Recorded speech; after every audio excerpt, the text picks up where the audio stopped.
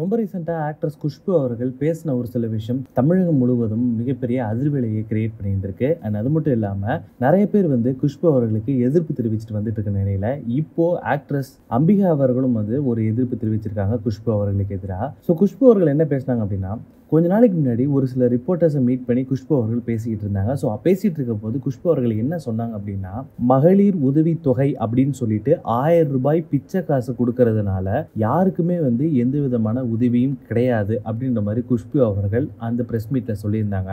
So இந்த விஷயம் இப்போ தமிழகத்தில் பயங்கரமான அதிர்வலையை கிரியேட் பண்ணியிருந்திருக்கு. அண்ட் நிறைய பேர் குஷ்பு அவர்களுக்கு எதிராக நிறைய விஷயங்களை பேசிட்டு வந்துட்டு இருக்காங்க. இந்த நிலையில ஆக்ட்ரஸ் அம்பிகா அவர்கள் அவங்களோட கண்டனத்தை தெரிவிச்சிருந்திருக்காங்க.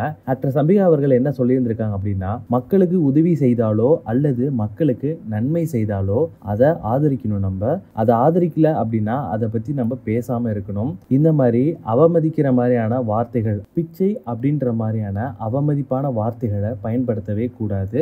அண்ட் அது மட்டும் இல்லாமல் 5 ரூபாயோ 1000 ரூபாயோ உதவி தான். அந்த உதவியை என்றைக்குமே நம்ம மறக்கக்கூடாது அப்படின்ற மாதிரி அம்பிகா அவர்கள் இப்போ குஷ்பு அவர்களுக்கு டைரெக்டாக ஒரு ரிப்ளையும் கொடுத்துருந்துருக்காங்க.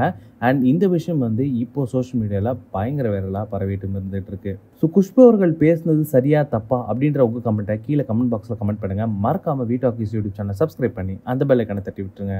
இப்ப மேரேஜ் ஒரு கான்ட்ராக்ட் மாதிரி.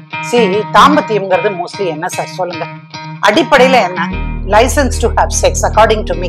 ஒருத்தரோட காதலிச்சு கல்யாணம் பண்ணிட்டு திருமண அறைக்குள்ள நுழைந்த பிறகுதான் தெரியுது அவர் பெண்ணாக இருந்தவர். அவருக்கு அந்த உணர்வுகளே இல்லை. காதலிச்சது உண்மையா இருந்தா அப்பவே அந்த உண்மையை சொல்லியிருக்கலாம். ஒரு பெண்ணை யோசிச்சு பாருங்க, சந்தோஷமா காதலிச்சு கல்யாணம் பண்ண ஒரு கணவரோட ஒரு அறைக்குள்ளே நுழைகிறார். திடீர்னு பார்த்தா நான் பெண்ணா இருந்தேன்னு சொன்னா அது எவ்வளவு பெரிய ஷாக் யோசிச்சு பாருங்க. தன்னோட பார்ட்னர் அது இல்லாம பொதுவாவே பெண்களிடமே என்னால வச்சுக்க முடியாது.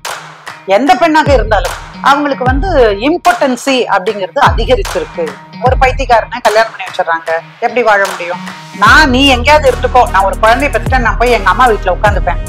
2 வருஷம் 3 வருஷம் ஆனாலும் பார்க்க முடியாது. நீ குழந்தைய பார்க்கணுமா, இங்க பார்த்துட்டு போயிட்டே இரு, நான் வரமாட்டேன். கல்யாணம் பண்ணிட்டு நான் தாம்பத்திய உறவு கொண்டு வாழ மாட்டேன். ஏற்கனவே கல்யாணம் இருக்காங்க ஒருத்தர், அவர் அதை மறைச்சிங்க கல்யாணம் பண்ணிட்டாரு. குழந்தையின்மைக்கு அது ஒரு காரணமாக இருந்திருக்கிறது. விந்து அணுக்கள் உற்பத்தி அல்லது அதனுடைய நகர்வு இவையெல்லாம் ரொம்ப அடிப்படையான விஷயம். இதெல்லாம் என்ன இருக்கு, வக்கீல் பேசுற பேச்சா இது அப்படின்னு கூட நினைக்கலாம். அது உண்மை.